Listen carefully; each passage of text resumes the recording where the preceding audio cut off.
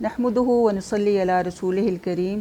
अऊज़ु बिल्लाहि मिनश शैतानिर रजीम। बिस्मिल्लाहिर रहमानिर रहीम। रब्बि इश्रह ली सदरी व यस्सिर ली अमरी वहलुल उक़दतम मिन लिसानी यफ़क़हू क़ौली। क़ुरआन के हवाले से हम उसकी पूरी तारीख़ भी हम जान रहे हैं। नबी सल्लल्लाहु अलैहि वसल्लम पर वही किस तरह से नाजिल होती थी वो भी हमने अच्छी तरह से जान भी लिया, सीख भी लिया, और अल्लाह ताला हमें इसकी सही समझ भी दे और प्यारे नबी सल्लल्लाहु अलैहि वसल्लम के साथ हमारी मोहब्बत में इजाफ़ा भी होना चाहिए, उसको एहसास भी करें और अपने दिल में इसकी जगह को महसूस भी करें। आज हम देखेंगे कि नुज़ूले क़ुरआन की जो तारीख़ है कि किस तरीके से क़ुरआन नाजिल हुआ। आप देखें कि क़ुरआन अल्लाह का कलाम है, इसलिए अज़ल से ये लौहे महफूज में मौजूद है। कुरान करीम का इरशाद है, कुरान करीम में अल्लाह रब्बुल आलमीन का इरशाद है कि बल हुआ क़ुरआन मजीद फ़ी लौहिम महफूज, कि बल्कि ये तो क़ुरआन मजीद है, बहुत ही बुज़ुर्गी वाला क़ुरआन है, ये लौहे महफूज में है।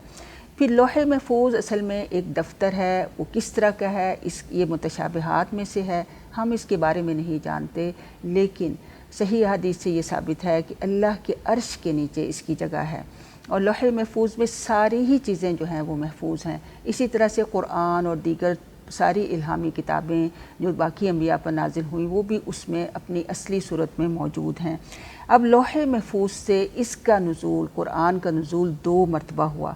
एक मरतबा ये पूरे के पूरा आसमान से बैते इज़्ज़त में दाखिल कर दिया गया। बैते इज़्ज़त जो है उसे बैतुल मामूर भी कहते हैं। ये काबतुल्लाह के ऊपर आसमानों पर फ़रिश्तों की इबादत गाह है। आप ये जहन में रखें कि नीचे ज़मीन पर अल्लाह का घर जो है वो खाना काबा मस्जिदुल हराम के अंदर मौजूद है। इस खाना काबा की सीध में बिल्कुल पहले आसमान पर बैतुल मामूर है जो फ़रिश्ते जिसके गिर्द तवाफ़ करते हैं, और उसी के ऊपर सीधा 7वें आसमान पर अल्लाह रब्बुल आलमीन का अर्श है।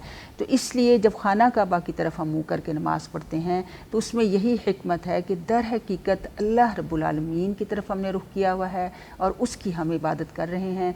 इस चीज़ को अगर जहन में और तसव्वुर में लाएंगे तो हमारी अक़ीदा तौहीद जो है वो बहुत दुरुस्त होगा और अल्लाह रब्बुल आलमीन की हस्ती का तारुफ़ और उसका जहन में रखना जो है हमारे लिए बहुत आसान हो जाएगा।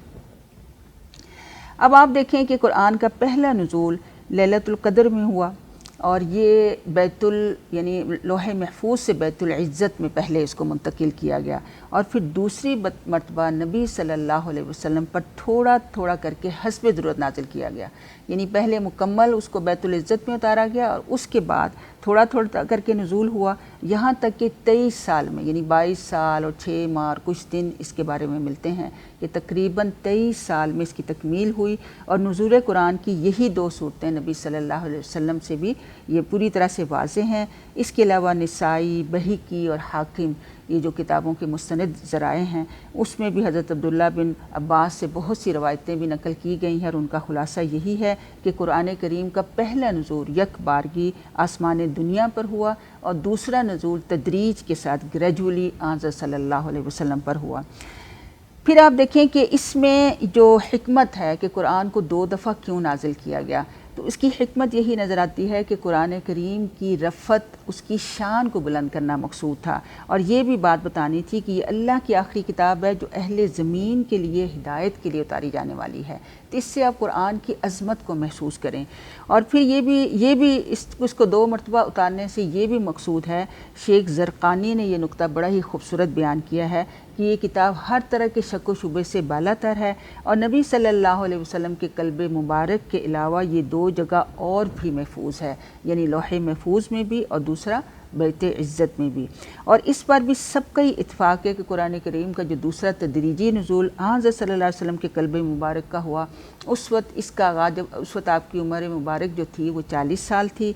इस नुज़ूल की इब्तिदा भी सही कौल के मुताबिक लैलतुल क़द्र में ही हुई, लेकिन वो कौन सी रात थी इस रात के बारे में किसी को सही मालूम नहीं है और यही वो तारीख़ थी जिसमें चंद साल के बाद ग़ज़वा बदर भी पेश आया। सुभान अल्लाह। और ये रात जो है कुछ यानी रवायात के मुताबिक रमज़ान की 17वीं थी, बहुत से 19वीं कहते हैं और बाज़ 27वीं शब को भी कहते हैं, लेकिन इसके बारे में कोई मुस्तनद रवायत जो है सही मौजूद नहीं है।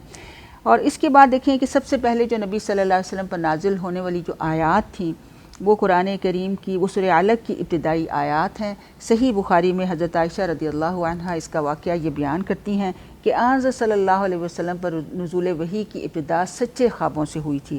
آپ صلی اللہ علیہ وسلم جو بھی خواب دیکھتے دن میں وہ سچا ہو جاتا۔ اس کے بعد آپ کو تنہائی میں عبادت کرنے کا شوق پیدا ہوا۔ اس دوران آپ صلی اللہ علیہ وسلم غار حرا میں کئی راتیں گزارتے اور عبادت میں مشغول رہتے تھے، یہاں تک کہ ایک دن اسی غار میں آپ صلی اللہ علیہ وسلم کی پاس اللہ تعالیٰ کی طرف سے ایک فرشتہ آیا، اور وہ فرشتہ یقیناً انسانی شکل میں آیا ہوگا، اور اس نے سب سے پہلے یہ بات کہی کہ اقرأ یعنی پڑھو۔ حضور صلی اللہ علیہ وسلم نے جواب دیا کہ میں پڑھا ہوا نہیں ہوں۔ اس کے بعد خود نبی صلی اللہ علیہ وسلم نے واقعہ بیان کیا کہ میرے اس جواب پر فرشتے نے مجھے پکڑا اور مجھے اس زور سے بھینچا کہ مجھ پر مشقت کی انتہا ہوگی۔ پھر اس نے مجھے چھوڑ دیا اور کہا کہ اقرأ یعنی پڑھو، تو میں نے جواب دیا کہ میں تو پڑھا ہوا نہیں ہوں۔ فرشتے نے پھر مجھے پکڑا اور دوبارہ اس زور سے بھینچا کہ مجھ پر مشقت کی انتہا ہوگی۔ پھر اس نے مجھے چھوڑ کر کہا کہ اقرأ، میں نے جواب دیا کہ میں پڑھا ہوا نہیں ہوں۔ اس پر اس نے مجھے تیسری مرتبہ پکڑا اور بھینچ کر چھوڑ دیا۔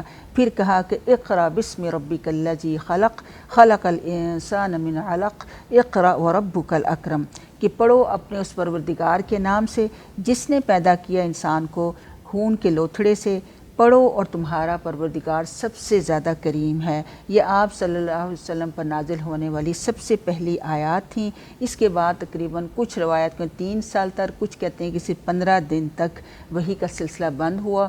اس زمانے کو فترت وحی بھی کہا جاتا ہے۔ پھر اس کے بعد وہی فرشتہ جو غار حرا میں آیا تھا آپ صلی اللہ علیہ وسلم پر آسمان اور زمین کے درمیان دکھائی دیا، اور اس کے بعد سورہ مدثر کی پہلی آیات آپ کو سنائیں، اور اس کے بعد وحی کا سلسلہ جو تھا وہ جاری ہو گیا۔ تو یہ وحی کے یعنی پہلی آیات اور قرآن کی نزول کے بارے میں ہمیں یہ معلومات ملی ہیں۔ اللہ رب العالمین اس کو ہمارے ذہنوں میں محفوظ بھی کرے اور اس کو ہمارے لیے حجت بنائے۔ وما علینا الا البلاغ المبین۔